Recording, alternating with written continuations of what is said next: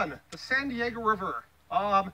If you take a look at it, feel free, camera, to sort of take a look at the water. You'll see there's very little current, at least in this branch of the river.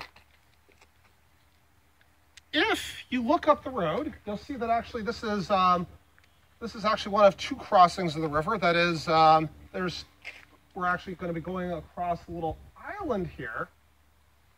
And if you look around the river, what you'll see is like clays, gravels, other stuff. These are fairly fresh deposits, geologically speaking. And we call this sort of deposit of a river, this mixture of clay, sand, and gravels, we call it alluvium. This is the youngest deposit we have here. You can see that this area is quite lush with the cottonwoods. Yeah, that's cottonwood. There's probably some sycamores around us. Don't see any immediately, but I'll point them out. That's definitely a cottonwood above us. These are all basically fairly thirsty plants, but they're also pretty good at tapping water. That's when the water's fairly close to the surface. These plants will thrive in this climate. So let's take a walk across the island. As you can see, there's no real perceptible current in the river right now. This is like a grassland crossing.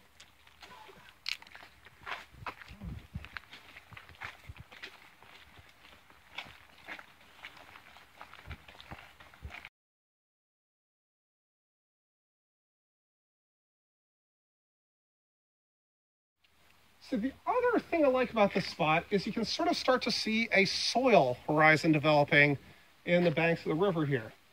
These river terrace deposits tend to form some of the richest soils around. So because they're fairly porous, they're fairly permeable, they already have a lot of like a nice mixture of clays and sands in them. And the older a deposit is, usually the more well-developed the soil is. So you see pretty decent soil on the more recent terrace deposits, but what's happening with this river is that the landscape is rising. And the whole reason we have Mission Gorge in the first place is that when landscapes rise upward, the river tries to stay in approximately the same place, and thus the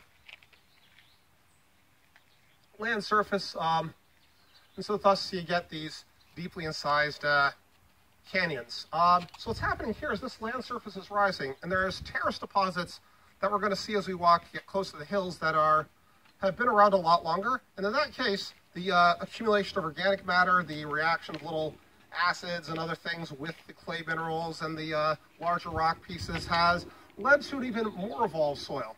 So one of the reasons that the early Spanish explorers established the mission at where they did, is because there was really fertile soil in what is now modern-day Grantville.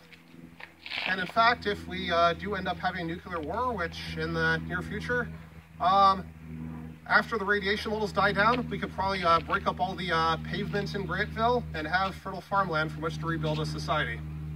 Hopefully it doesn't come down to that, but it does seem a bit shame how much of Grantville is now paved over, given how good that soil is. That's all I'm going to say for my social commentary for the moment, but yeah. So as we go up, take a look at the soils, watch how the plant life changes, and all right.